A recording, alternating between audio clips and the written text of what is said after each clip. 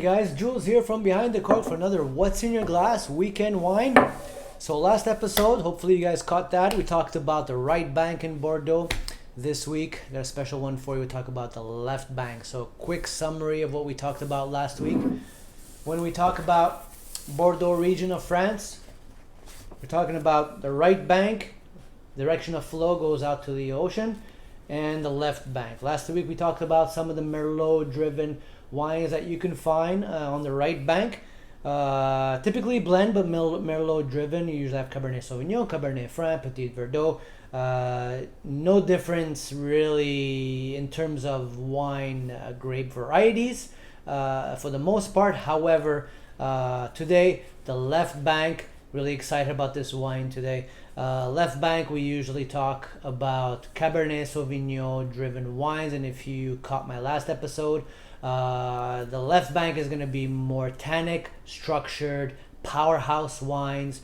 This is where you'll find some of the top 5 chateaus in Bordeaux, some of the wines that most of us can't even fathom to touch in our lifetimes. However, there is some amazing quality of second and third wines, which I'll talk about, that are being produced in this region. So again, like in general, Bordeaux is just massive territory in terms of wine producing region.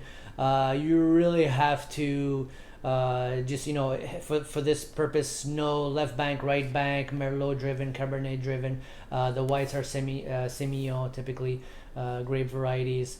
And then you just really have to try them out and see what you like in the end. What I recommend is, if you like that firm structure, go for something in the left bank, anywhere from Saint-Estèphe, Pauillac, Saint-Julien to the Grave region, so Médoc and Grave regions. That's really typically on, the liquor stores will have them separated by region. So when you see Médoc, we're talking about the upper area of the left bank. Grave region, basically the further south, and again, same with the regions on the right bank. So we really want to focus on what you like in terms of wine. Again, it's always a personal preference, right? So if you like the more subtle, smooth tannins, and stick to the right bank, Merlot driven, and just kind of experiment and go through that. So we'll get right into it.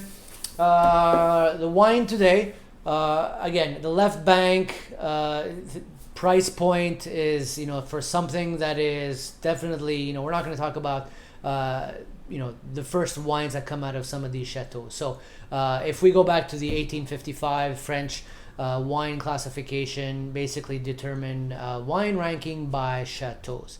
And there's 5 levels. So Premier Grand Cru Classé all the way to 5th Grand Cru Classé. The wine we're going to talk about today is one of the 14 listed chateaus in the 3e Cru, Grand Cru Classé. So the 3rd growth classé of the 1855 classification. So and this is really Calon Ségur. And if anyone is familiar with them, the wine that I'm talking about today here, hopefully you guys can see that, is their 3rd wine. So what do we mean? Typically with producers, what they'll do in Bordeaux, they'll take their best grape varieties and they'll produce their first wine, which is called first wine, right? So in Calon Ségur, it'll basically say Calon Ségur, and that's their first wine. They have a second. This is their 3rd. It's called Saint-Estèphe, by Calon Ségur. It's understandably cannot tell that by the label, and reading the back cannot tell that by what's in the back either. However, it doesn't necessarily mean you're gonna get a crappier wine. It just means that your first wine, or your best grapes, typically those bottles will fetch hundreds and thousands of dollars. The 2nd and 3rd is where you're typically gonna go, and much more affordable. And still, because of the quality that's coming out of some of these wineries, the 2nd and 3rd wines are pretty spectacular. So this wine in particular right here is $50 Canadian. You're going to expect to pay a little bit more when you're talking about wine, especially from one of the classified wineries or chateaus in Bordeaux. There are tons of other wines out there and to explore. However, we'll get right into this one. I wanted to bring this one out because it really, I wanted to get something that represents that firm tannic structure really, really well. So we'll get right into it. I'll take a sip right here. So this has been sitting, I want to say about 2 hours. One thing about very tannic and highly structured wines like this, you really want to just let them sit out for hours. Like you just you want it to breathe and just let that kind of aroma and that temperature reach room temperature to get the best out of it, right? This one's a 2016, so still very, very early to open this bottle. I just use a pull system here that allows me to take some of the bottle and some of the wine and not open the bottle, so I can put this back in my cellar. It's spectacular. You know, I'm probably going to open this later anyway. However, it allows me to get a nice glass of wine without opening the bottle and keep this for later. We typically 8 to 10 years minimum. You want to cellar these and just let it ride. There's nothing wrong with drinking it early. It's obviously you're going to get much more tannic structure, much more acidity. So I'll dive right into it here.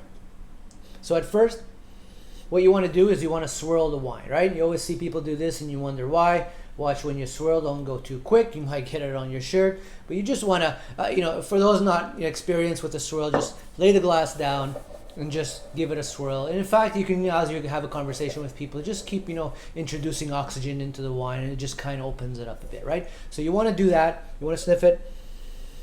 This is where you get your first aroma. This is just spectacular. So I'm getting just beautiful, just kind of graphite and dark rich fruit here, and then just go in for the first sip. The first sip I want to say is just to test it. So get it in there. You want to coat your palate, your taste buds with the wine. You get a first reaction and say, okay. It's the second one that is really going to tell you where this wine is. So we'll go for the second one.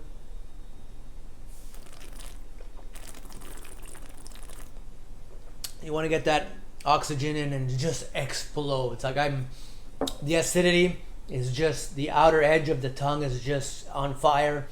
The tannic structure is incredible in this wine. And again, in the testament to the Left Bank, pretty much all of your mouth is coated with tannic structure. Now, there's tannin in wine, in tea.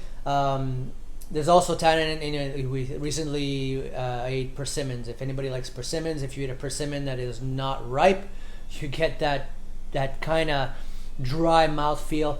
This is not at that level. However, when we talk about tannins, it gives you that slight dryness. However, the acidity hits the tongue, hits the mouth, starts to produce saliva, and then you just get that flavor in there. This is, it's just, I'm just blown away by the tannic structure. So you like graphite, you just want to get a tobacco. The best way to describe it, if anybody has burnt cedar wood, that charcoal graphite smoked wood finish is just incredible. And so I'll show you guys. Hopefully you guys can see that, how dark and thick this wine is. Definitely full body. Put it up against a white background. You're really, you can barely see through the wine.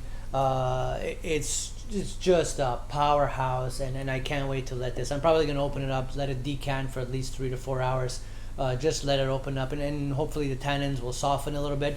I just, with 2 hours, I'm still getting a mouthful of tannin, and I personally love that.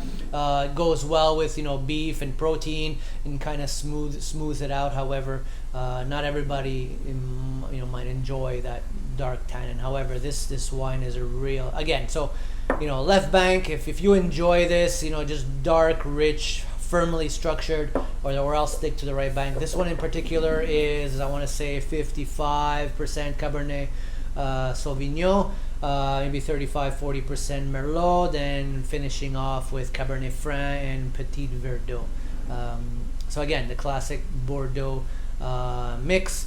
and really provides that structure, that balance, the acidity, the tannins, the dark fruit. This wine is still, I mean, even after 30-40 seconds, you get the retronasal activity. So what happens is when you drink the wine, the residual aromas from the back of your palate will basically go hit the nose and hit those receptors, and then you get that lingering just feel of, wow, this wine is just staying in your mouth and in the feeling, and this is just like exciting wine, right? And this is what this is going to give you here. So when you look at wine, especially wine that is from an amazing producer, really good quality wine, you're going to get that beautiful tannin structure, the retronasal activity, the initial aromas. You're going to get the beautiful mouthfeel. It's not going to feel flabby. It's not going to feel too acidic. It's not going to really feel like we call it table wine. It's really going to give this lingering feeling, and the longer that feeling lasts, typically will tell you the quality of wine. This wine is not going to disappoint. So hopefully you guys can get out there again. Here we go, Saint Estèphe, Calon Ségur, and hopefully you guys can taste that. But hopefully that gives you a good rundown of Bordeaux. I'm just quickly covered 2 areas. I mean, there's as you can see here, there's really so many areas in Bordeaux. However, I wanted to get you guys some knowledge on the left bank, right bank, and then just go into your liquor store and look at the different regions and ask your consultant, hey, I'm looking for something that is a little bit less, not too much tannin, not too much acidity. But start off with knowing, again, I always focus on the grape varieties. If you like Cabernet Sauvignon, typically is a full-bodied wine. Merlot is I want to say medium full, depending on what it's mixed with. In Bordeaux, it'll likely be mixed with Cabernet Sauvignon, so it'll be kind of a medium to full body, but it's going to be a little less pronounced and less structured. So the Merlot is a nice balance. So right bank if you like Merlot, left bank Cabernet Sauvignon. But that's it. Hopefully you guys like that this week. Hopefully you enjoy your weekend. Probably have a couple of more regions left to cover in France. There's again so many wines, but they'll be popping in and out. We just want to give you guys some insight on what to drink, hopefully, for this weekend. But that's it. Got any comments, questions? Just send me a DM or a comment on this post. That's it. Enjoy the weekend. Jules here from Behind the Cork. Cheers.